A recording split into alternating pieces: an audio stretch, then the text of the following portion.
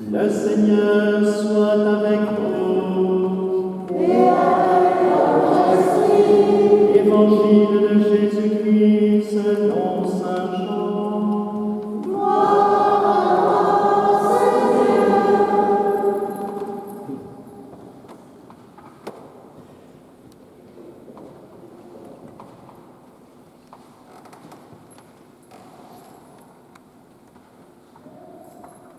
En ce temps-là, Jésus disait à ses disciples, « J'ai encore beaucoup de choses à vous dire, mais pour l'instant, vous ne pouvez pas les porter. Quand il viendra, lui, l'Esprit de vérité, il vous conduira dans la vérité tout entière. En effet, ce qu'il dira ne viendra pas de lui-même, mais ce qu'il aura entendu, il le dira. Et ce qui va venir, il vous le fera connaître. Lui me glorifiera, car il recevra ce qui vient de moi pour vous le faire connaître. Tout ce que possède le Père est à moi, voilà pourquoi je vous ai dit. L'Esprit reçoit ce qui vient de moi pour vous le faire connaître. Acclamons la parole de Dieu.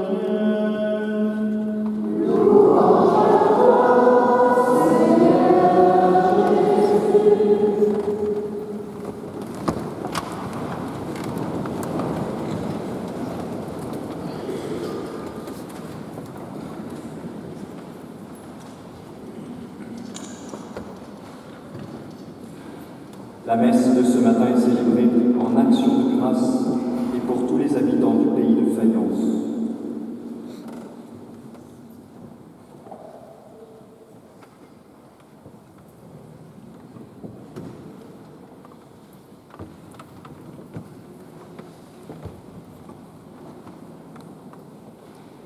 Nous sommes gâtés, les amis, je trouve, dans l'ensemble de ce que nous vivons en ce moment.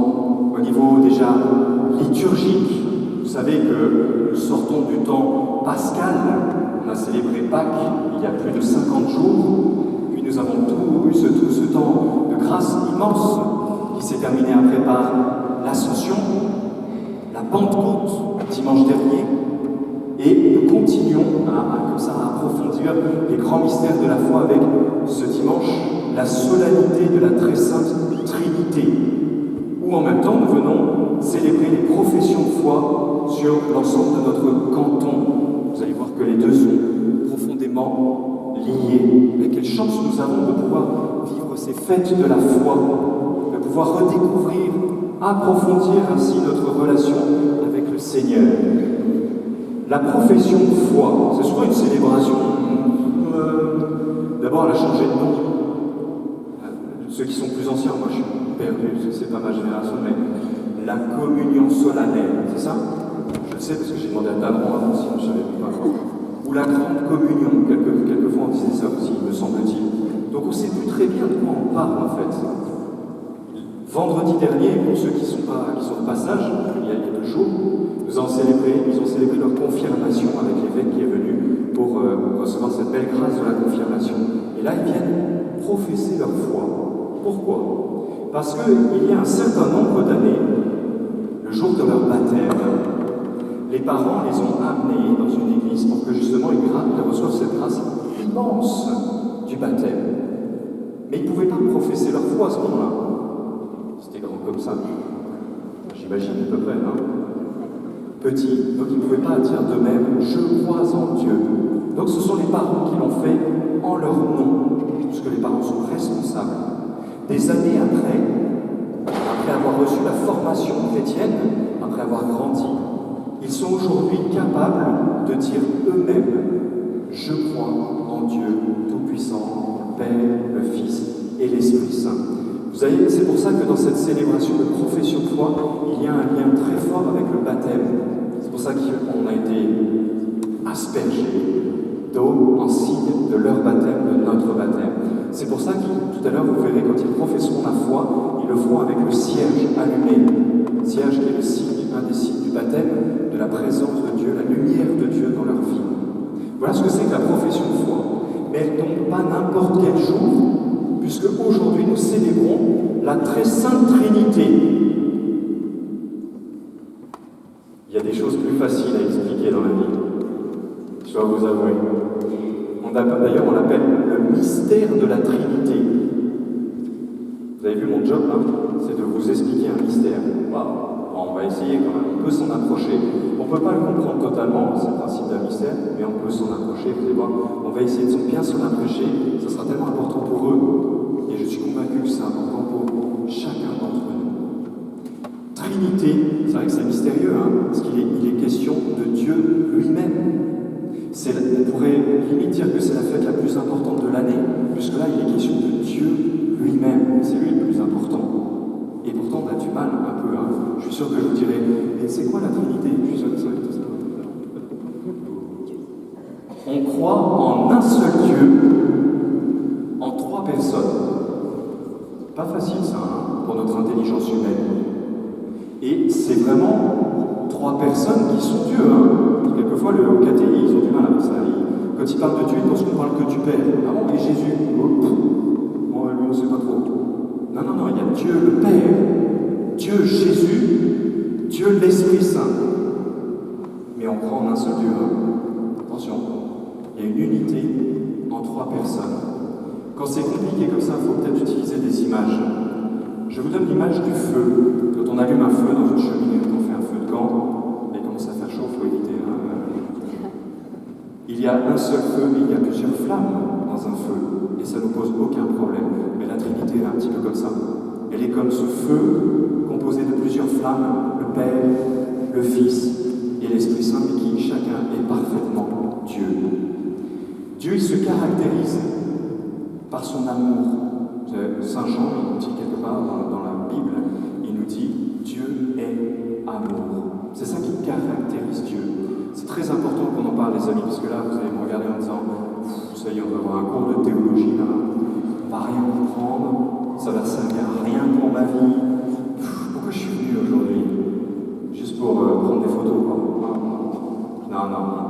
Non, ce mystère, il est très important et vous allez voir, il est au plus proche de nous, en fait, de nous, ici, aujourd'hui. Qu'on fasse sa profession de foi ou qu'on soit venu à la messe aujourd'hui, c'est le mystère le plus central, parce que c'est le plus important pour nous, vous allez voir. Dieu est amour en lui-même, contrairement à nous. Dieu est amour, c'est-à-dire que dans la Trinité Sainte, ils passent leur temps à s'aimer, mais d'un amour pas égoïste. C'est pas je t'utilise, je t'aime bien, je t'utilise. Non, le Père aime totalement le Fils, mais totalement. On pourrait dire que de toute éternité, il est focalisé vers son Fils, qu'il aime totalement, et lui donne tout. Il garde rien pour lui. Il lui donne tout par un amour total. Il l'aime sans limite. C'est beau ça. Je pense, vous voyez, nous dans notre humanité, c'est pas si évident que ça. Bien sûr qu'on aime, j'espère. Je pense à vos parents, vous aimez vos enfants, bien sûr, mais même dans notre amour de parents, toujours un petit quelque chose qu'on garde, mais pas chez Dieu. Dieu le Père aime totalement son Fils, il se donne complètement à lui. Et le Fils en réponse, il n'est pas en train de dire ah, super, aime-moi, wow, je suis trop bien, super. À son tour, il l'aime lui aussi. Il se donne totalement à son Père. Vous avez vu cette relation parfaite, modèle de toute relation. Relation parfaite d'amour du Père avec le Fils. Et l'Esprit Saint, c'est un peu comme un battement de cœur, permettez-moi cette image. Boum, boum, boum, boum, entre les deux. C'est lui qui fait ce lien amoureux entre le Père et le Fils. Elle est belle la Trinité, hein? Vous trouvez pas? C'est beau ça, hein? Notre Dieu est un Dieu d'amour. Il s'aime, il nous montre, il l'est. Le Père aime totalement le Fils aime totalement le Père, et ce tourbillon d'amour, c'est l'Esprit Saint qui le permet. Dieu est amour, c'est fou ça, non? Dans un monde où il y en a plein qui se disent « Oh, Dieu il m'embête, Dieu il va me forcer, pourquoi j'aurais besoin d'aller le voir ?» Et en fait, on se rend compte que waouh, c'est extraordinaire ce qu'il est en fait. Il est amour. Et pour nous, pourquoi c'est important? Parce qu'il n'est pas amour au loin là-bas, au ciel comme on dit, hein, tout seul en train de s'aimer, puis nous, oh, mince, on a abandonné. Ben non. Vous savez pourquoi on a été créés, les amis? Vous savez qu'il y a eu un moment où le monde n'existait pas. Il n'y avait que Dieu dans un univers vide. Pas d'espace, pas de temps, pas de matière, rien. que Dieu, Trinité, dans cette relation amoureuse parfaite. Ils n'avaient besoin de rien, ils se donnaient totalement. Pourquoi ils ont créé le monde? C'est fou hein, quand on y pense. Pourquoi? Parce que cet amour de la Trinité, qui n'est pas centré sur lui, il est tellement débordant que c'est par cet amour débordant de Dieu que nous avons été créés. Quand on y pense, c'est un abîme de grandeur, voyez-vous. Vous voyez comme c'est important pour nous. On n'est pas ici parce que Dieu a besoin de vous. Entendez bien cette parole. On n'est pas là parce que Dieu a besoin de nous et qu'on serait utilisé par Dieu. Tu sers à quelque chose. Vous allez dire, mince, alors je ne sers à rien. C'est beaucoup plus beau que ça. Dieu m'a créé alors qu'il n'avait pas besoin de moi. Il m'a créé gratuitement, par amour parfait, par amour pur. C'est ça la fête de la Trinité, hein, vous avez vu? C'est ça où Dieu il est quand même extraordinaire. Parce que le jour de sa fête, c'est nous qui en profitons. C'est grand quand même ça. Hein. Le jour de la fête de la Trinité, ben finalement, qu'est-ce qu'on voit? Tout cet amour de Dieu en lui-même, c'est vrai, mais qui vient se déverser sur nous. Waouh! On en a besoin de cet amour, les amis, je crois, hein, dans notre monde d'aujourd'hui, je crois. Je pense qu'il faut revenir souvent dessus parce que sinon c'est pas toujours simple. Hein. Quelle grandeur aujourd'hui de pouvoir se dire je suis aimé de Dieu, mais pas un petit acte de Dieu, vous voyez. Je suis aimé totalement. Et vous savez, ça ne s'arrête pas à la création, l'amour de Dieu, de la Trinité. Hein. Après la création, vous savez, malheureusement, le péché originel qui blesse cette création de Dieu, ouais, à cause de la liberté de l'homme. Dieu, il aurait pu s'arrêter là. Moi, je me suis dit ça quelquefois. Dieu, il aurait pu dire, mince, je leur avais tout donné, tout était bien. Il n'y avait pas de problème. Ils pouvaient profiter de tout. Je leur avais juste dit, tu ne touches pas à ce petit truc-là. Ils y sont allés toucher. Non. Bon, ben tant pis. Débrouille-toi. Non. Dieu ne s'arrête pas là. C'est ce qu'il fait. Le Père envoie celui qui préfère, son propre Fils. Celui qui l'aime totalement, je vous ai dit.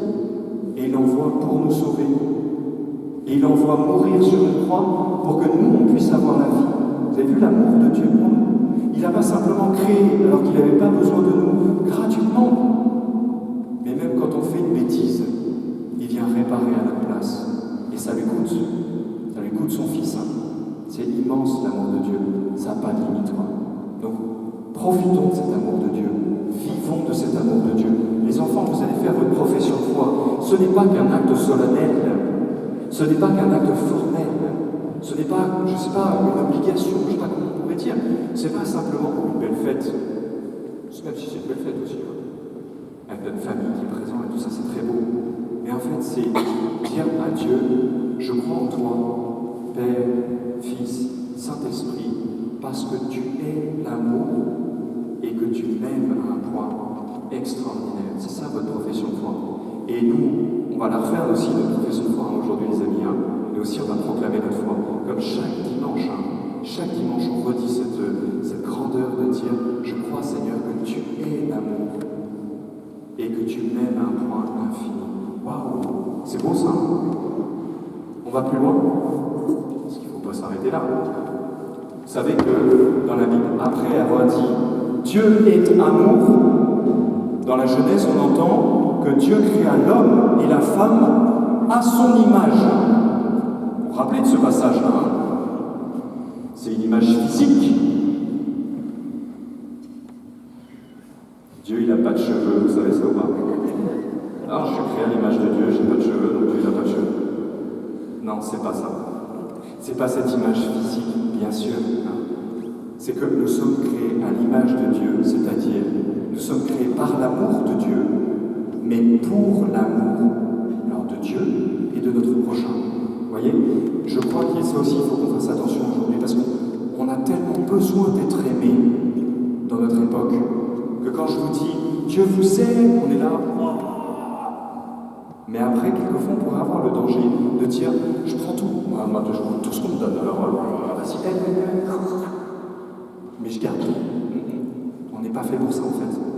Dieu nous aime d'une manière infinie, mais pour créer cet amour en nous, en fait, pour que nous devenions à l'image de la Trinité, vous voyez, capables d'aimer. Parce que le seul et vrai bonheur, c'est d'aimer Dieu, c'est d'aimer son prochain. C'est ça le bonheur, hein. C'est pas d'être égoïste. La Trinité n'est pas égoïste. Et je pense qu'il n'y a personne de plus heureux que la Sainte Trinité. Vous voulez être heureux? Nous voulons être heureux. Aimons. Je ne sais pas vous, mais j'ai eu un déclic il y a 2 jours. Je ne sais pas. Amen, Seigneur. Je ne sais pas si vous avez déjà posé cette question dans votre vie. Le Seigneur, il attend des choses de moi. Qu'est-ce que je dois faire, Seigneur? Qu'est-ce que tu attends de moi? Je ne sais pas si vous avez déjà posé cette question. Elle est importante, cette question. Si ça vous est jamais arrivé, posez dans votre vie, et c'est bien. Hein? Qu'est-ce que tu attends de moi? Que dois-je faire? Mais la réponse n'est pas toujours simple. Tout d'un coup, je me suis dit, mais tiens, Dieu est amour. Qu'est-ce qu'il attend de toi, en fait? Aime. Et c'est tout. Aime Dieu, aime ton prochain. Mais c'est ça la volonté de Dieu. Quand on se pose la question, c'est bien ce que j'ai fait, Seigneur, c'est ce que tu voulais? Posez-vous la question, est-ce que c'était fait par amour? Et là, vous serez, si c'est fait par amour, ça sera toujours la volonté de Dieu. Ça sera ça qu'il attend de nous. Voyez? Et là, on peut le regarder aujourd'hui. Dieu nous aide, il nous donne beaucoup de choses et nous invite à aimer à sa manière. Regardons.